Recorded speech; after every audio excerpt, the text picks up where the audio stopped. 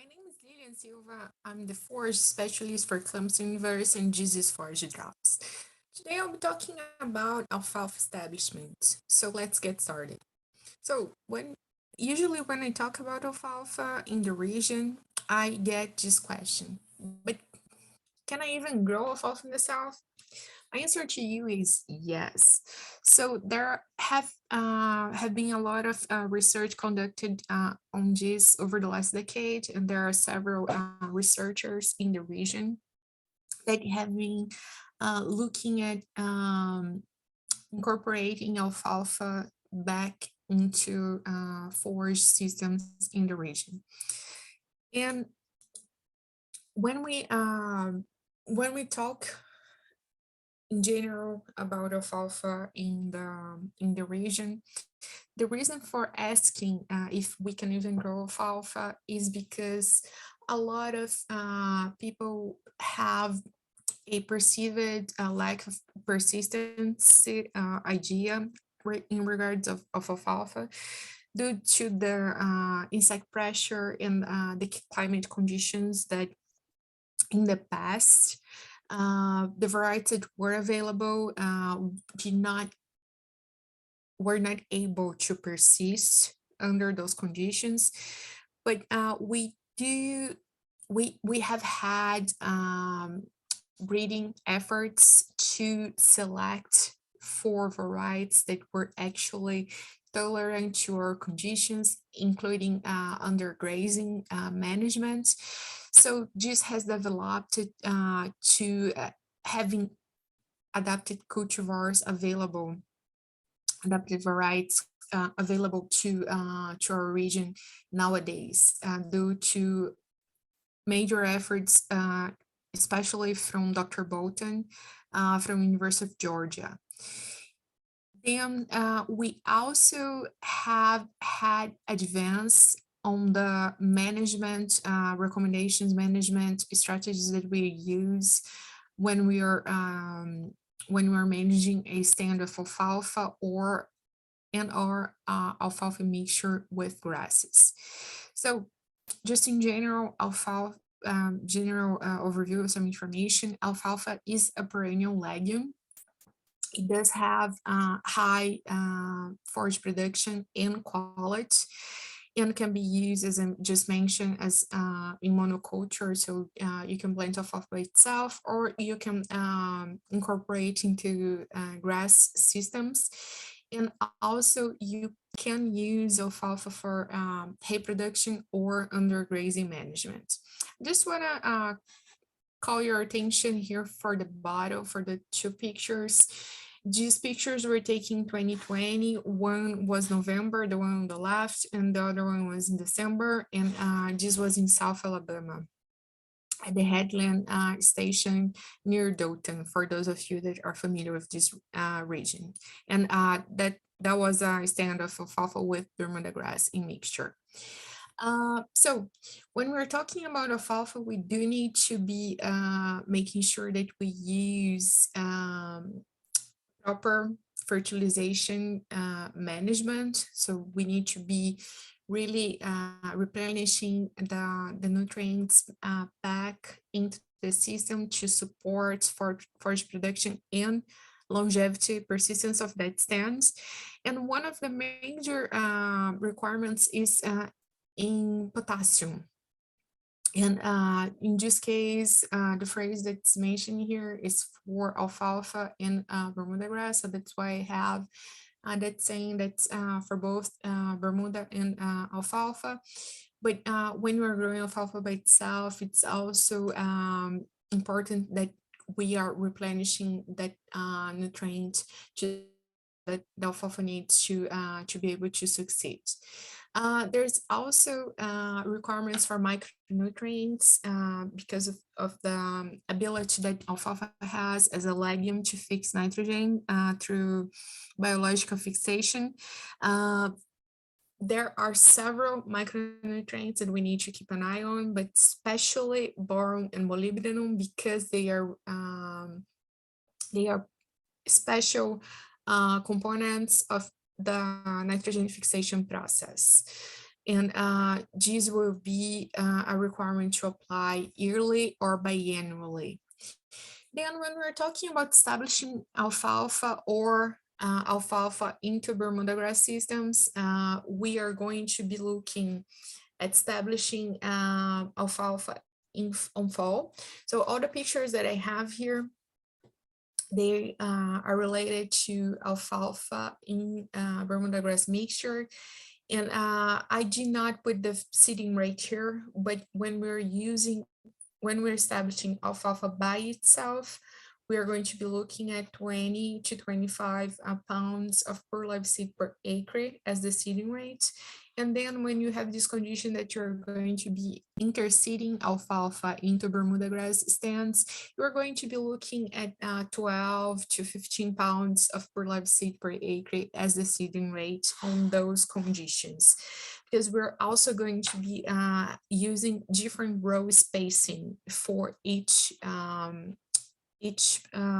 stand. So when we have alfalfa into Bermuda grass, planting alfalfa into Bermuda grass pastures, to be using 14 inches row, as opposed to when we're just planting alfalfa by itself, we're going to be using 7-inch row spacing. And then the first cutting or first grazing of the first year after you planted, you should be waiting until that stand is blooming around 20-25% of the seeds already blooming, just because under these conditions we're going to have and be giving enough time for those alfalfa plants to really grow and establish their root systems. And it's important for them that we wait until they are well established, and we have around 20-25% of the plants blooming, because the root system needs to accumulate energy as this energy will be stored as reserves for the plants after we start cutting or grazing those plants. The regrowth for the above ground forage mass, it's going to be relying on that energy that has been stored on the root system previously. So that's really important that we do this management properly, especially on the first cutting. So we can work on that persistence over time, and under the same idea, we are going to be looking at 20 to 35 days interval, regrowth interval for either when you're cutting or grazing those systems for the subsequent harvests, just because it's important to give the plants enough time to restore both the above ground and the below ground biomass, and replenish those energy reserves in the root system and the crop. So we can use for hay production or silage production, or for grazing, both the alfalfa by itself or the alfalfa and Bermuda grass can be managed under both conditions. And on this slide, we have a couple of pictures showing each condition, each management here.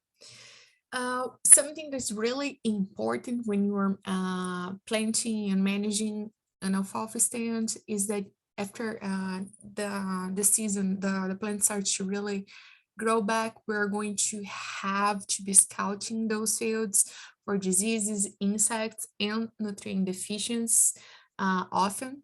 During the growing season, we are going to recommend scouting those fields every week. So it's important that you're really there walking around and checking if you see that the weed or insect pressure is increasing. We will need to consider what should be done in regards to that.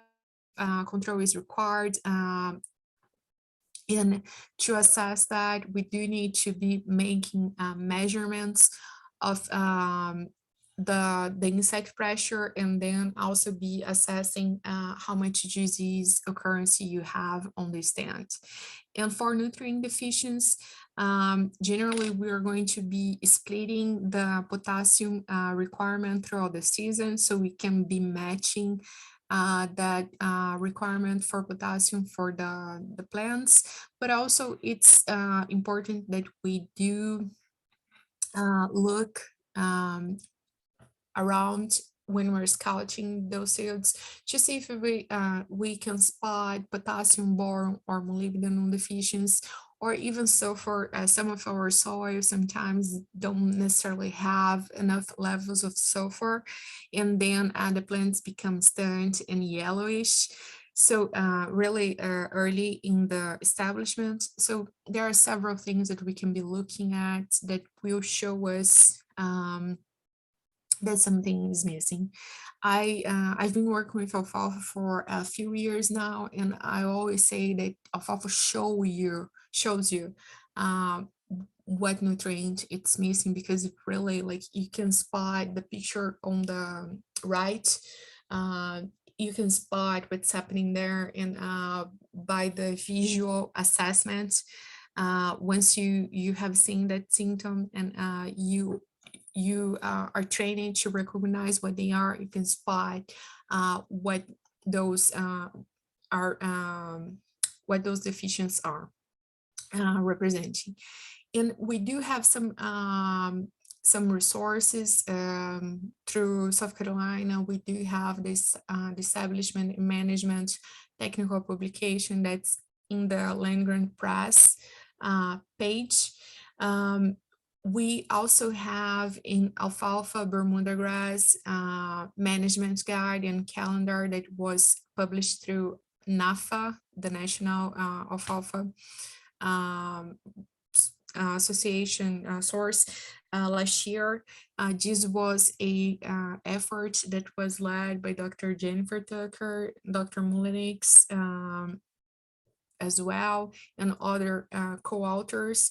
And those are great resources for you to read and understand more about alfalfa and alfalfa in Bermuda grass mixtures systems, just to understand more before you plant, or even if you're already planted, just to really understand more about the management that you can be using.